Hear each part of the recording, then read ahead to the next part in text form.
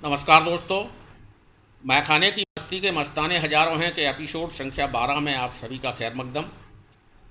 दोस्तों, मैखाने की मस्ती के मस्ताने हजारों हैं के एपिसोड 11 में बात ख़त्म की थी वाइज, जाहिद और शेखों के ऊपर कसी गई नज्म मुजफ्फर नगरी साहब की एक खप्ती के साथ कि पीरे मैखाना से शायद उन्हें होगा कुछ काम, वरना क्यों आते इधर शेख जी रात गए।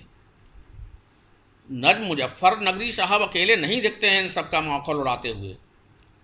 अर्श मलिहाबादी साहब तो वायजों के वायज निकले। वाह, क्या खूब नसीहत दी है उन्होंने शेख साहब को।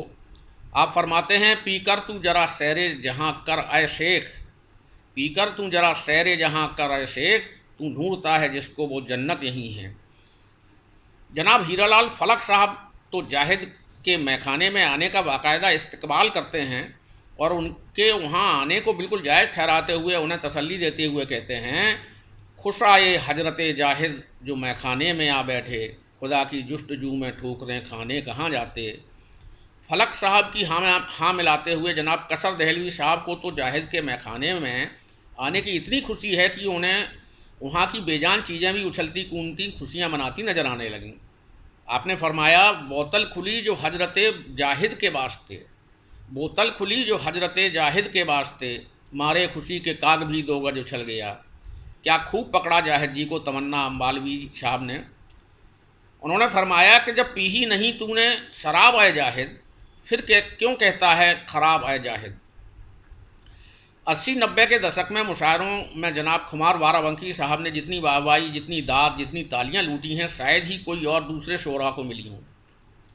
वजह उनकी शायरी में रसीली चुटकियों के जरिए बड़ी से बड़ी बात नुमायाँ होती है जो आम शायर तसव्वुर भी नहीं कर सकता।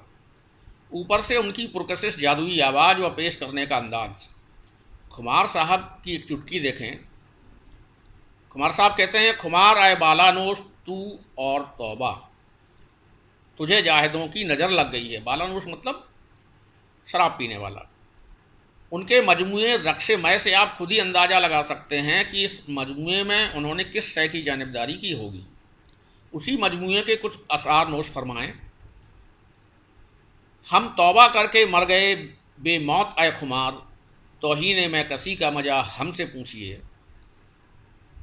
और भी उन्होंने कहा, बाद तौबा के आलम रहा मुद्दतों, हाथ बेजाम ही लब तक जाते रहे। मजमूओं की एक और गज़ल जो शुरू होती है कुछ इस तरह कि अकेले हैं वो और झुंझला रहे हैं, मेरी याद से जंग फरमा रहे हैं, इलाही मेरे दोस्त हों खैरियत से, एक क्यों घर में पत्थर नहीं आ रहे हैं। के दो अशआर जिनसे इस गज़ल का इख्तिताम होता है ही काफ़ी है मई की शान को बयान करने के लिए। वो यूँ हैं कि क़यामत के आने में रिंदों को शक था, जो देखा तो वायद चले आ रहे हैं, बहारों में भी मैं से परहेज तौबा, खुमार आप काफिर हुए जा रहे हैं। एक सलाह भी दी है खुमार साहब ने, और वो ये कि मिलाओ खुमार एक दिन मैं कसों से, मिलाओ खुमार एक दिन मैं कसों से, तुम्हें याद करते हैं साथी पुराने। यहाँ खुमार साहब को पढ़ने और उनके महजब तरन्नुम में उन्हें सुनने में ज़मीन आसमान का फ़र्क है। सुनिएगा, मज़ा आएगा जब वे बतरन्नुम फरमाते हैं, तरके मैं को अभी दिन ही कितने हुए, तरके मैं को अभी दिन ही कितने हुए, कुछ कहा मैं को जाहिद तो अच्छा नहीं, तूने तो तौबा कर ली मगर ये खुमार, तुझको रहमत पे शायद भरोसा नहीं। मुबारका जनाब नामालूम साहब, आपके कलाम से ऐसा तो बिल्कुल नहीं लगता है कि आप नामालूम हैं। भाई क्या ही उम्दा तरीके से शेख व मुसलमान के फ़र्क को समझाया है। वाह वाह वाह। चाप सुनकर जो हटा दी थी उठा ला साकी, शेख साहब हैं मैं समझा था मुसलमान है कोई। कुछ लोग ऐसे होते हैं कि मन मन भाए मूड हिलाए। हमारे शेख साहब का हाल भी कुछ ऐसा ही है। शेख साहब के इस हाल पर जनाब जरिया साहब का नज़रिया भी पेश खिदमत है। आप फरमाते हैं, शेख ये कहता गया पीता गया है, बहुत ही बदमजा अच्छी नहीं है। अल्लाह के नेक बंदे जनाब जिगर मुरादाबादी साहब तो मैं से तौबा भी कर चुके थे, पर क्या करें, ज्यों ज्यों दवा की दर्द बढ़ता गया, नासे की नसीहत का उल्टा ही असर उन पर हुआ। आप फरमाते हैं, तौबा तो कर चुका था, तौबा तो कर चुका था, मगर इसका क्या इलाज, बाइज की जिद ने फिर मुझे मजबूर कर दिया। फ़लसफ़ा ये है कि अपने वजूद को कायम रखने के लिए दो ही सूरतें हैं, या तो अपने आप को दुनिया के हिसाब से बदल डालो या फिर दुनिया को अपने तौर से बदल डालो। दूसरी सूरत तकरीबन नामुमकिन ही है, लेकिन वाजिद हुजूर की मुश्किल यूँ भी है और यूँ भी है। जनाब असद मुल्तानी साहब ने बाइज की मजबूरी को क्या बखूबी बयान किया है। मुल्तानी साहब फरमाते हैं, रहे न रिंद ये वाइज के बस की बात नहीं, तमाम शहर है दो चार दस की बात नहीं। जनाब फ़राक गोरखपुरी साहब की शेख साहब से लगता है कुछ ज़्यादा ही पड़ती है। फजीयत ना हो इसके लिए वो शेख साहब को बात रफ़ा दफ़ा करने की सलाह कुछ इस कदर देते हैं कि मैं कसों ने आज तो सब रंगरलियाँ देख लीं, शेख कुछ इन मुफटों को ले देकर चुप करो। पीर शायरी गालिब का कौल था कि सोहबत का असर होता है। मरहूम बादशाह जनाब बहादुर शाह जफ़र जाहिद को यथादेश तथा बेश का मशवरा देकर जन्नत नसीब हुए। आपने फरमाया, अगर बैठे रिंदों की सोहबत में जाहिद तो छोड़ दे सब पारसाई का धंधा।